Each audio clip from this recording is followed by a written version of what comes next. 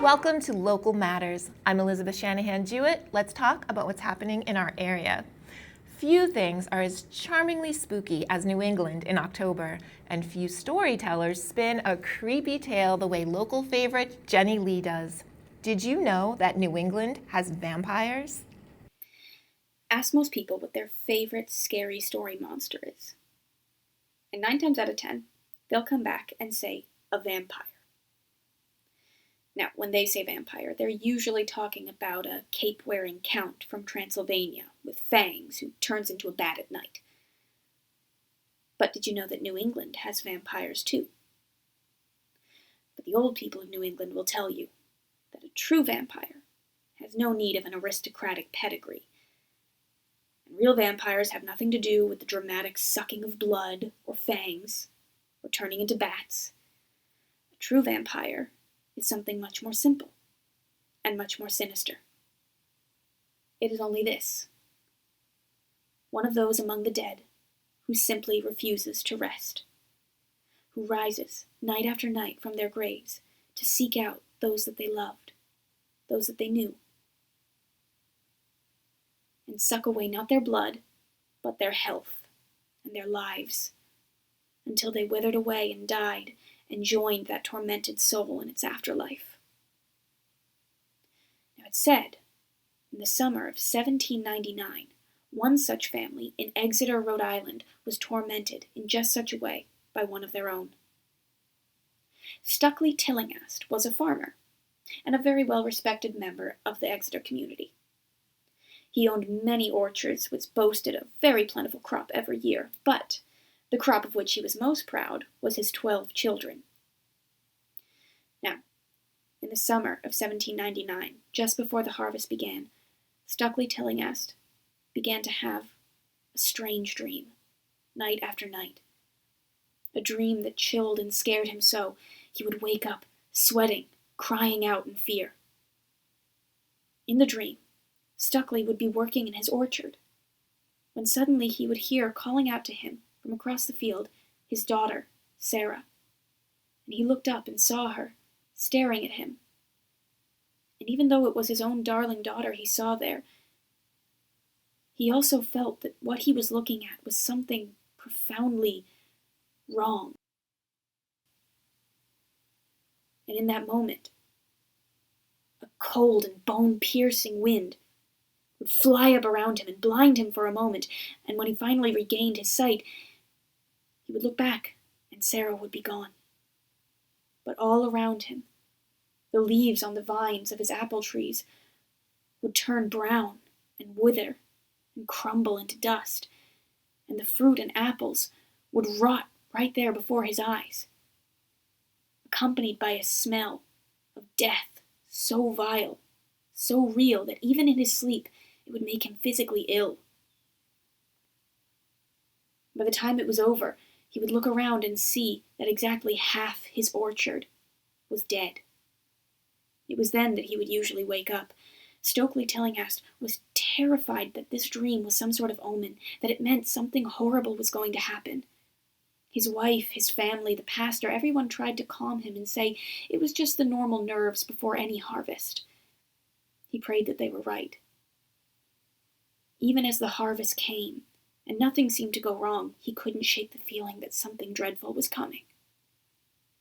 So he wasn't surprised when his daughter, Sarah, fell ill. Consumption, they said it was. Her skin turned from a healthy auburn to a deadly white. Her breathing became shallow and labored, and she coughed up blood until she was too tired to do so. And finally, she withered and she died. Stokely, though horribly grieved at his daughter's death, a part of him, a secret part he never told anyone, hoped that maybe this was the bad thing his dream was warning him about, and now it was over. But that hope didn't last. It was only a few weeks after Sarah's death that her little brother, Jacob, 9 years old, came to his parents complaining of a chest pain. They asked him, "Where does it hurt?" And he pointed here, right over his heart, "Where Sarah touched me." "Where Sarah touched you? What do you mean?" And Jacob told his parents that for the past few nights his older sister Sarah had come into his room and stood over his bed. And the night before, she had reached down and touched his chest. And when he woke, a terrible pain was there. His parents hoped that it was just an overactive imagination and grief talking, but within a few weeks the pain became more and greater, and finally Jacob too began to wither and fade. And it wasn't long after that he also laid in the ground next to his sister. Not but 2 weeks later, Sarah's younger sisters, the 16-year-old twins, also began to tell their parents that Sarah was coming to them at night and standing over their beds. And not a few weeks after that, but both girls fell ill with the same consumption that had taken their brother and Sarah. And soon they were in the ground too.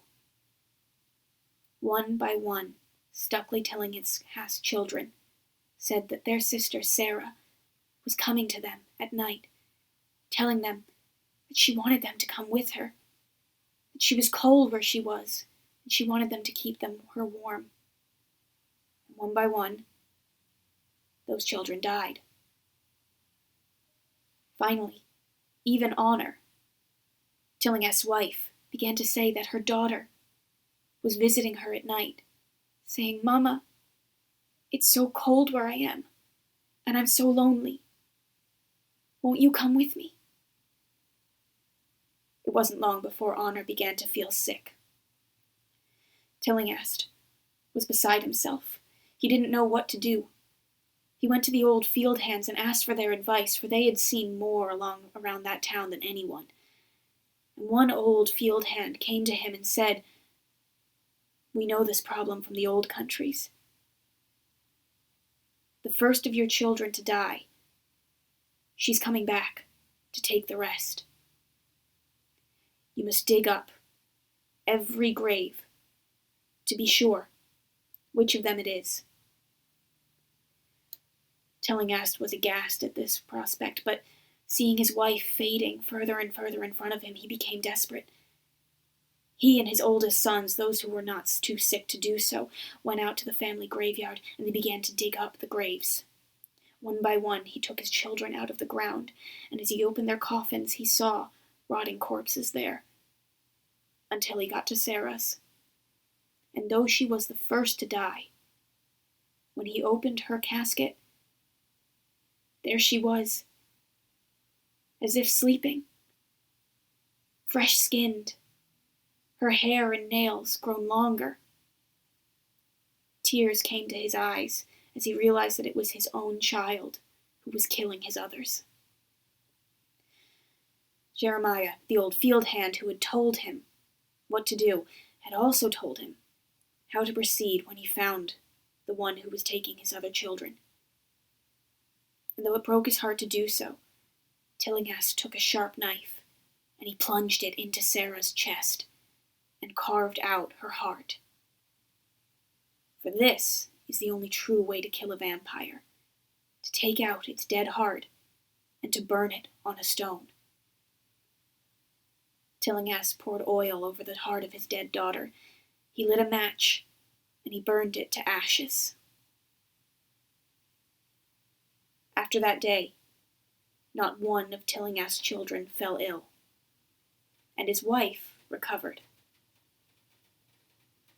But he looked out over the family graveyard, and there he counted 1, 2, 3, 4, 5, 6 of his children had died, exactly half his orchard. Sarah Tillingast's great body is buried in an unmarked grave just off the old Tillingast property in Exeter, Rhode Island. And some people say that if you go there late at night, you'll still be able to see Sarah wandering amongst the graves of her brothers and sisters, trying to find someone to join her in that cold, lonely place where she was. Good luck sleeping tonight. Perfectly spooky. Thank you, Jenny Lee. The Plymouth Public Library, the Plymouth Public Library Foundation, and community partners are joining together to help provide essential relief items for people in our community without housing and needs your support. It's estimated that there are over 1,000 unhomed individuals in Plymouth County, and care kits containing much-needed articles like socks, toiletries, blankets, hats, and hand warmers can greatly improve their quality of life. They are accepting donations of objects from a 25-item downloadable wish list at both the Plymouth Public Library and the Manomet branch, and will also be grateful for monetary donations via PayPal to support this effort. On Monday, November 8th from 6 to 8 p.m., they are seeking volunteers to help bundle donated items into kits, which will be distributed in our community. To find out more about this program and how you can get involved, please email Kate Gomes at kgomes@ocln.org. There can be no arguing that these aren't stressful times for everyone. One of the things we can do about it is to calm anxiety through mindfulness and meditation. The Pembroke Council on Aging has brought back their 8-week class, Mindfulness with Mary Beth Sheehan, just in time to help you deal with the upcoming holiday rush and stress. Running every Monday from 9 to 10 a.m. starting November 1st until December 20th, Mary Beth will walk you through mindfulness exercises and techniques to help you live your best mindful life. You'll learn how to tune in and align your body's energy through thought control and guided meditations. Call 781-294-8220 to reserve your spot. The Plymouth colonists were a diverse group of separatists, Anglicans, religious zealots, and irreverent opportunists. Their musical preferences and experiences were as varied as their reasons for emigrating here. And it was not just English psalms, but also catches, ballads, and dance tunes that rang through Plymouth Colony. On October 27th from 7 to 8 p.m., join 7 Times Salt at the Plymouth Public Library as they present Pilgrim's Progress, music of the Plymouth Colony settlers, 1590 through 1645. This hour-long program follows the settlers from their homes in England to refuge in the Netherlands and onward to life in Plymouth Colony. Celebrate the colony's 400th anniversary with music ranging from the Elizabethan Tavern and Theatre, spirited catches, Dutch selections, stirring psalms to vigorous tunes. You'll hear fictitious diary entries of the colonists read aloud in English as it sounded in the time of Shakespeare, Queen Elizabeth I, and the Pilgrims. 7 Times Salt has performed at venues throughout New England and delight in blurring the lines between art music and folk tunes. This is living music for this classical band, and they encourage listeners to laugh, tap your feet, and join the party. Visit the Plymouth Public Library to register. The hotel industry has been one of the hardest hit by the pandemic, and while business travel remains suppressed, there are encouraging signs of resiliency in this segment. More than half of Americans report they are eager to travel for leisure. Where better than our area, which offers scenic beauty, historic attractions, a vibrant restaurant and art scene, and a plethora of options for outdoor activities. Julie Thompson spoke to Gianni Saltalamacchia, Director of Sales and Marketing for Hotel 1620 at Plymouth Harbor, about the state of the hotel industry in general and what's new and next for Hotel 1620. Gianni, thank you so much for joining us today. I'd like to ask a lot about the hotel industry and 1620 in general, but first let's just get really quickly to you and your background. You're the Director of Sales and Marketing for the Hotel 1620. How long have you been in this industry and there specifically? I've been in this industry for almost 17 years, and I have been at this hotel since the beginning of 2021, but the hotel company I work for that owns and operates this hotel, Linkcrest Hotel Management Company, is located across the street in Plymouth. The corporate office is there, and I've worked for them for the 17 years I've been in the industry. Started as a bartender when I was in college. Yep, so you know this industry pretty well, and you've probably seen a lot of different things happen in it. Let's talk about the pandemic and how it has affected hotels in general, especially here in Plymouth, where we had planned for the massive 400th celebration and anniversary, and lots of people that ended up not coming. What did that do to the Hotel 1620 and hotels in general in this area? Well, it's definitely tough. It was one of the worst things that could happen to many industries in America and in the world. But specifically the hospitality industry, it really hurt us as a whole. And specifically Plymouth, we had big hopes for the celebration, the 400 celebration, and it was very devastating to see that it all had to be canceled. It was good though, because being a destination hotel in the location we're in, people were still last summer able to come out. We did pretty well over the summer when the sun was out, and people were still able to get out and enjoy Plymouth a little bit, but it definitely didn't live up to what we were expecting for the 400 celebration. Sure. Now, did the 1620 close at all, completely close? Fortunately, we did not. Okay. The winter was tough as always, but we did not close. Okay, so you stayed open. And what is different? How do you handle guests and conventions, seminars, things like that? How do you handle it differently than you did before? Well, at first, obviously, it was a lot different, and we were learning on the fly. We'd never dealt with anything like this before. It was more so how we approach it now. At first, it was, we were following CDC guidelines and making sure everybody was separated, masks, all that stuff, and adhering to the limits, capacity limits based on square footage. But as things kind of loosened up, it's more so I put it in. We have our protocols, but I also try to ask the guest or the client, what makes you feel safe if we're doing a conference or a meeting, and how far do you want me to take it for your guest? Because we're going to follow the CDC guidelines, but if you want me to space everybody out, you want me to have more sanitation stations and things like that, I will. But we have our own protocols where we make sure we sanitize before and after every meeting. We make sure we have, your hand sanitizer throughout the building, the dispensers. We have masks available if people don't have them. We just try to be, and that's what we do. We accommodate our guests. And we're in the hospitality industry. Right. We try to be hospitable to our guests. So whatever really makes our guests feel comfortable, we try to do. And I assume that the industry in general is doing the same thing, that the hotels in our area are probably following approximately those same protocols. Now, what about business, travel, and conventions? Now, I think it was kind of on a decline anyway, whereas corporations weren't paying for people to fly all over the country to gather in one place. How have you seen that whole aspect of the hotel industry change? The conventions aspect? At first, and as we're on Zoom, at first everybody thought that Zoom was the next big, hey, we're being very efficient here with Zoom and doing things virtually, and everything's great and we can save some money. Yeah. But after a little while, I don't know if you can agree with this, it's not the same. It's nothing beats the real thing. Nothing beats being in person. We're humans. We want to interact. We want to network. We want to be around people. I know I do in sales. It's why I'm in this industry. And I've seen some corporate a little bit more hesitant to kind of get out into the conventions and meetings and things like that. But we've had some meetings. We've had the Mass Superintendents Association. We've had Mass Hazmat. We have Mass Police coming in this weekend. We had the Mass Town Clerks over the summer.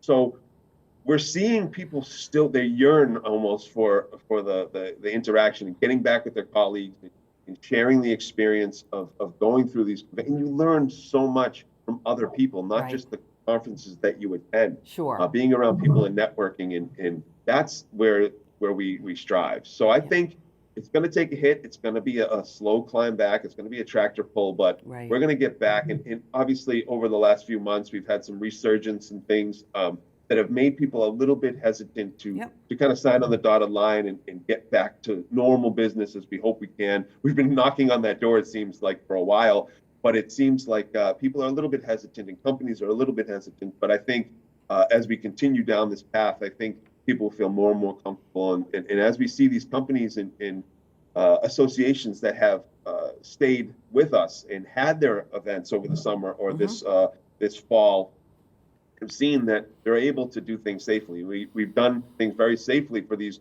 few events that have stayed with us. We've had a ton of weddings. We have a ton of weddings for next year because it's funny what happened when you can't have a wedding for a year and a half. A lot of people are waiting to get married. Right. Everybody So, wants their weddings now. Right. sure. Yeah. So we've seen a lot. There's a lot on the books for next year. And as you see me, I'm all over Instagram and Facebook doing my selfies and things like that. And we've had a ton of great weddings, and brides have just been so relieved to, so much tension when it comes to your own wedding, never mind having the pandemic part of it. But we've done things very safely. Everybody's been happy and healthy and had a good time and back on the dance floor and all that. Yeah, So and I agree. I mean, there's nothing like the face-to-face. Everybody misses that, I think. And a lot more people are working from home. There's things that have changed that will never go back to exactly the way they were before. But to your point, you pay attention to what's going on and you adapt. And I think your whole industry is doing a really great job at doing that. And lastly, Plymouth is a wonderful destination for people to come to because of the tourism, because of the music and the arts, the ocean. I mean, we have an awful lot to offer. How does 1620 or any hotel in the Plymouth area compare with the other places you've worked? Like you told me you worked in Andover and a few other very different locations than Plymouth. Yeah, so like I say, it's one of the first hotels I've worked at where people want to be here, and there's so much to offer. And I even tell people, I live in Rainham, Massachusetts, and only 25 miles from here. And I even before I worked here didn't really realize how awesome it was down here and everything that it has to offer. So it's very different in the sense of people. It's just such a great area, and since I've been here, the community, they've just embraced me. The Chamber of Commerce, you guys, see Plymouth, everybody who's in the market has just been so warming and welcoming, and it's just such a great community for us to work in and just be a part of, and just everybody helps everybody, and everybody just piggybacks off other people's things, and it's such a great thing to see. Agreed. And it's a place where people want to come, and I love the area and the community. Well, we mirror you on that one. Yeah, go Team Plymouth. I agree. Well, Gianni, thank you so much for sharing your thoughts about the hotel industry in general and 1620. We appreciate it, and best of luck going forward. Thanks for having me. Thank you. Thank you, Julie and Gianni. To learn more about Hotel 1620, visit the website at hotel1620.com. Nurse clinics are back at the Kingston Senior Center. Stop by between 10 and 11:30 a.m. on the first and third Thursday of each month. There will be blood pressure screenings and one-on-one consultations with a registered nurse available. No appointment necessary. Call the center at 781-585-0511 for more information. As we near the 400th commemoration of the first Thanksgiving in Plymouth Colony, learn about important leaders of the colony who went on to settle in Duxbury. On Thursday, November 4th, from 3 to 4:30 p.m., visit the Duxbury Senior Center for the Collier Women of Duxbury, Making a Mark in Plymouth Colony. Learn who they were, what they did, and why we remember them today. Visit duxburyseniorcenter.org to register. What we now think of as hard cider was considered a normal thirst quencher in early New England and meant to be consumed at every meal. Afraid of drinking milk or water for fear of getting sick, colonists relied on the fermenting process used to make cider to kill microbes and bacteria in their daily drink. Join noted New England historian Dennis Picard and the Plymouth Public Library for The Tarter the Apple, the Tastier the Cider, Traditional New England Cider Making, on Tuesday, November 2nd from 6 to 7 p.m.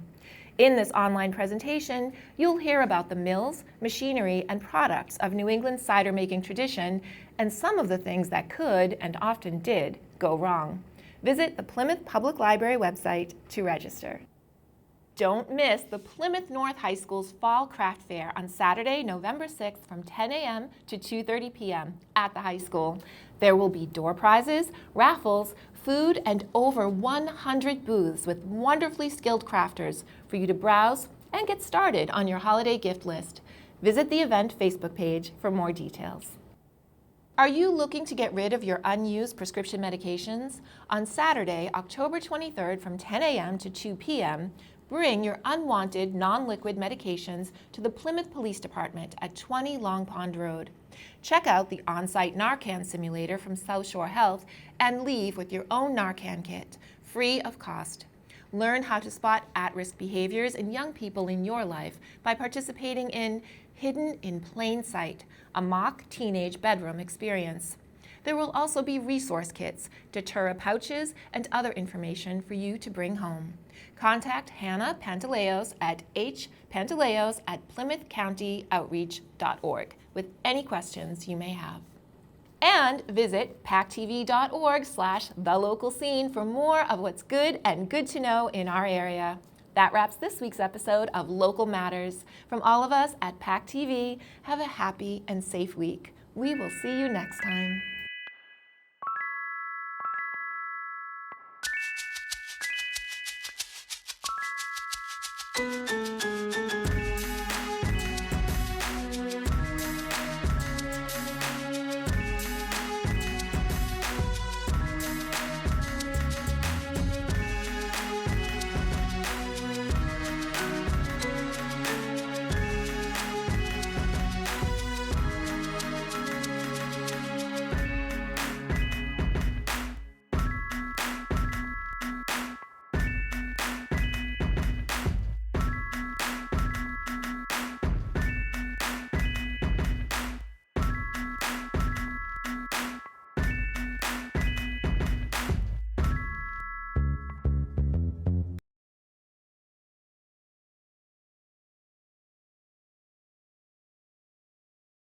Thank you for watching. We are grateful for your attention. If you like what you saw, please like and subscribe to The Local Scene here and share everywhere. Thank you, friends.